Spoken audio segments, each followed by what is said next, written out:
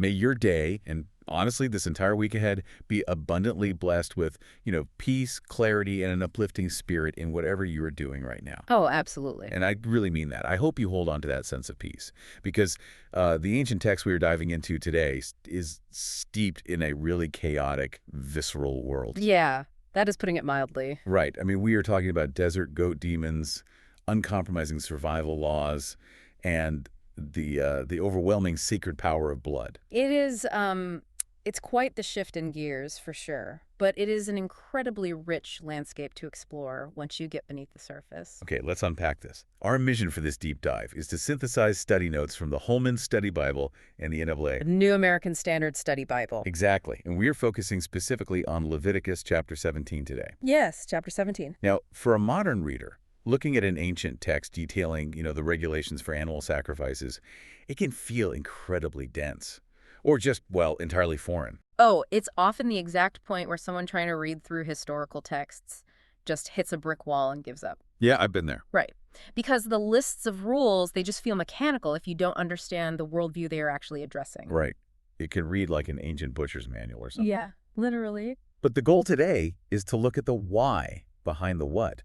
There is a deeply dramatic, highly contested spiritual reality playing out in this chapter. There really is. And that becomes pretty obvious with the very first rule established in verses 1 through 9, which is the strict centralization of sacrifice. Yes. The text demands that any Israelite who slaughters an ox, a lamb, or a goat, whether inside or outside the camp, they absolutely must bring it to the door of the tabernacle of meeting to offer it to the Lord. And, there's no wiggle room in the phrasing there. It's a blanket mandate for the entire population. So to put that into a modern framework, think about a highly regulated international banking system. Okay, I like that. Right, because financial regulators know that if people are trading like millions of dollars in untraceable back alleys, you get a shadow economy. Right, full of illicit activities and money laundering. Exactly.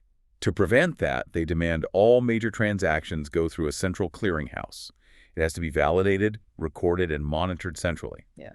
Leviticus is basically setting up a central clearinghouse at the tabernacle, but instead of currency, they are dealing with the most potent currency of the ancient world. Animal life. Exactly. Animal life. What's fascinating here is the banking analogy is a great lens for this, especially when you consider what that shadow economy actually looked like in the ancient Near East. Right. Because the notes from both the NAA and Holman Bibles, they emphasize that this rule wasn't about bureaucratic control over livestock. So it wasn't just God micromanaging farmers. Not at all. It was an emergency measure to stop a severe, ongoing crisis of idolatry. Meaning the Israelites were actively funneling this currency to other entities. Yes, they were. The text states they were offering sacrifices in the open fields to entities translated as demons. Demons, okay. Yeah, and the historical context here is, well, it's fascinating. The specific Hebrew term used is serim. Serem. Right, which literally translates to hairy ones. Hairy ones. Yeah. In the context of ancient Canaanite and Near Eastern mythology, this refers to goat-like demon figures, and they were believed to inhabit the desolate, uninhabited wastelands. Wait. So we aren't talking about pitchfork-carrying devils in some fiery underworld. We are talking about wilderness entities. Correct. You have to understand the ancient mind here. To them, the ordered camp with the tabernacle at the center, that represented life, structure, and God's presence. Okay. But outside the camp, the deep wilderness, that was the realm of chaos, danger, and death. Wow. And the people were evidently terrified of these chaotic wilderness entities, these goat demons. So they were sneaking out into the fields to offer sacrifices. Like paying spiritual protection money. Exactly, paying protection money to keep these chaotic forces at bay. That drastically changes how you read the text.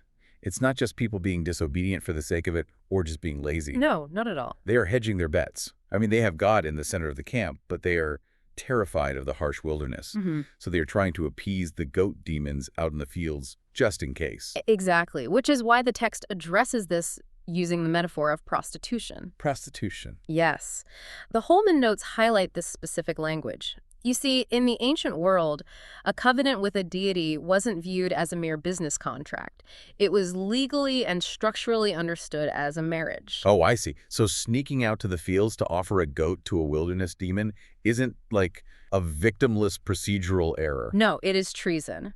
and it is adultery. Wow. By engaging with these chaos entities, the Israelites were breaking a sacred foundational vow.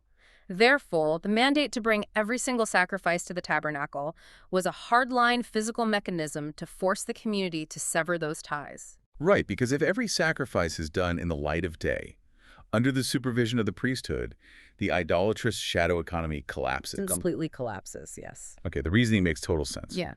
But the consequences for trying to bypass this central clearinghouse seem jarring. They are intense, yeah. The text says that if someone didn't bring the animal to the tabernacle, blood guilt was imputed to them, and they were cut off from their people. Right.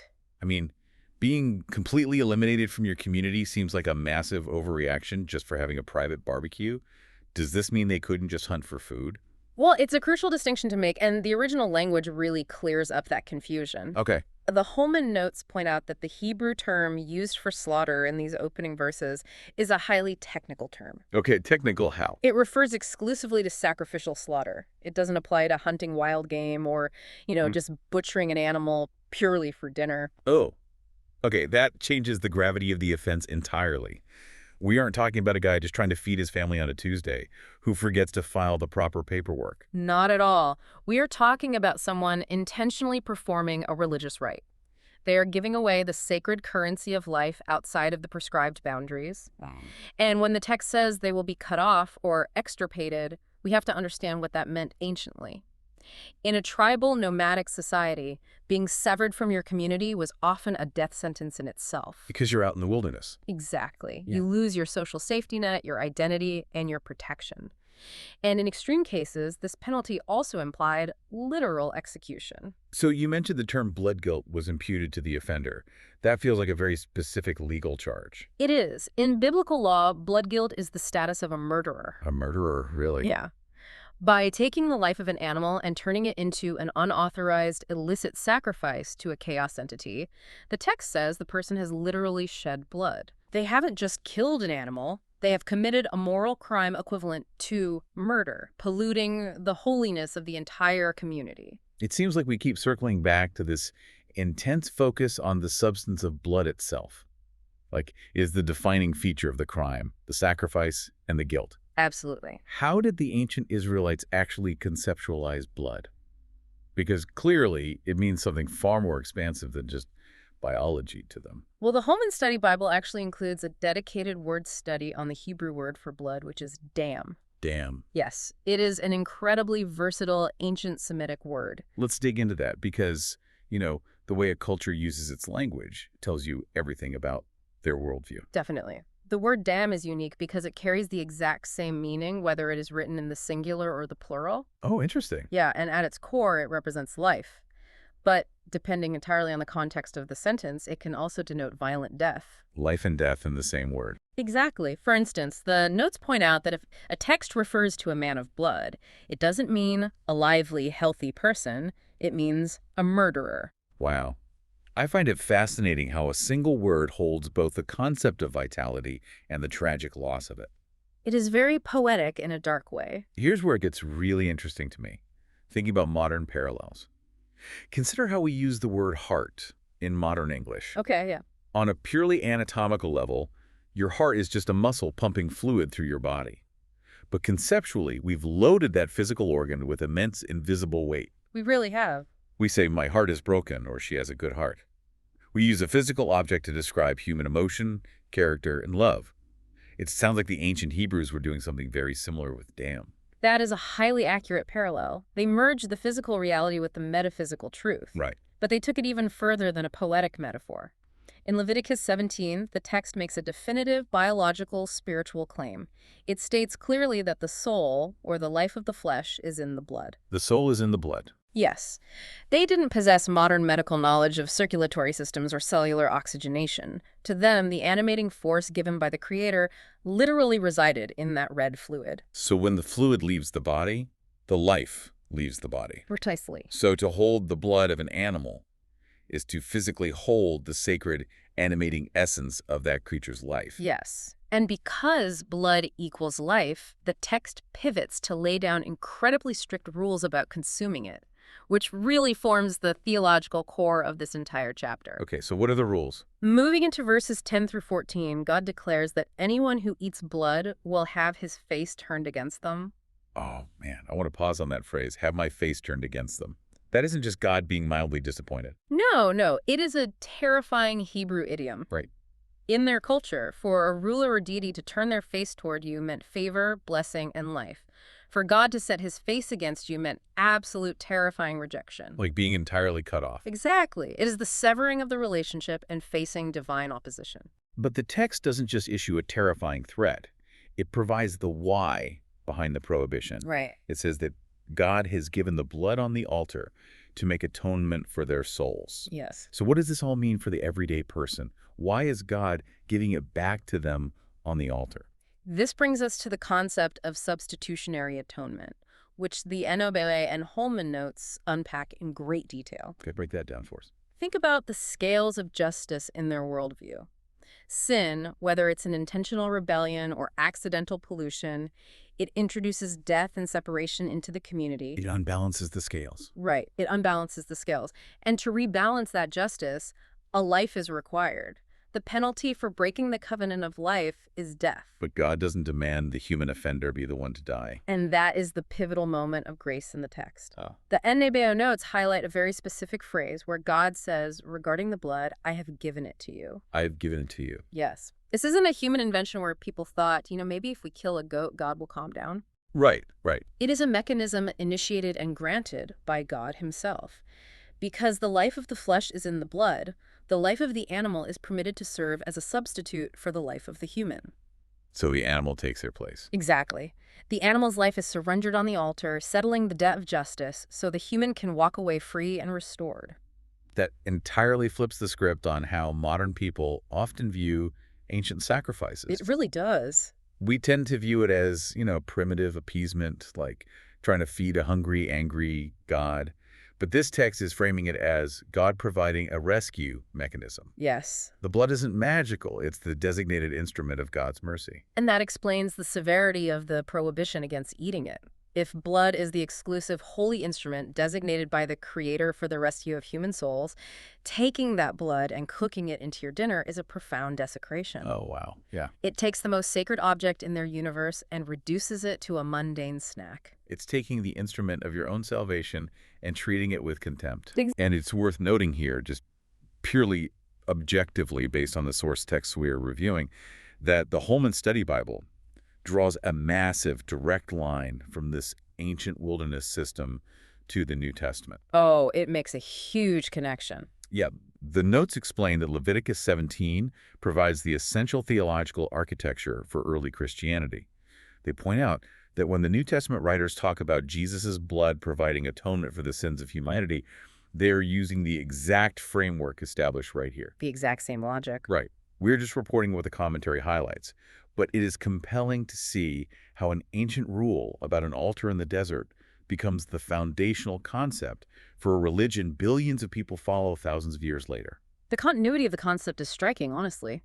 The logic that life is in the blood, and that blood can serve as a substitute to restore a broken relationship with the divine, it's a thread that runs through the entirety of the biblical narrative. Okay, so we have established this incredibly high view of blood when it comes to the tabernacle, the altar, and sacrifice. Yeah. But life doesn't just happen at the tabernacle. What happens when an Israelite is out in the wild? Does the sanctity of blood apply when a hunter brings down a deer? It absolutely does, and the text is highly practical about this in verses 13 through 16. It sets up regulations for hunters and even for situations involving scavenged meat. Scavenged meat, too. Oh, yeah. The hunting regulation is fascinating. It says that if someone hunts a wild animal or a bird that is, legally permitted to be eaten, they can't just butcher it on the spot and walk away. No. They are commanded to pour out its blood on the ground and physically cover it with dust. The intention there is to show that the sacredness of life wasn't confined to religious ceremonies. It was a daily, omnipresent reality. When I read the instruction to pour it out and cover it with dust, my mind went in two directions. Okay, where to? First, it feels like a deeply respectful burial rite. You don't leave the essence of life exposed to be trampled or consumed by predators. You return it to the earth.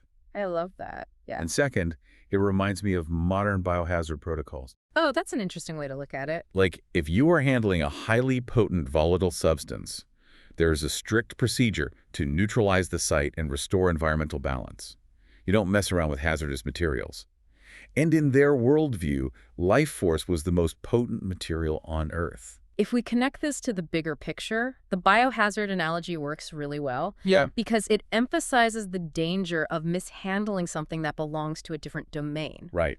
The life force belongs to God. By pouring it into the earth and covering it with dust, the hunter is physically acknowledging this life doesn't belong to me. Wow. They're saying, I am taking the meat for sustenance, but I am returning the life to the Creator. It prevents the hunter from becoming arrogant or callous about taking life. But nature doesn't always allow for perfectly controlled hunting scenarios. Sure doesn't.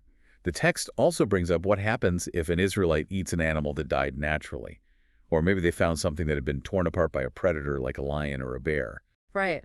In those survival or scavenging scenarios, the animal obviously hasn't been properly drained of its blood.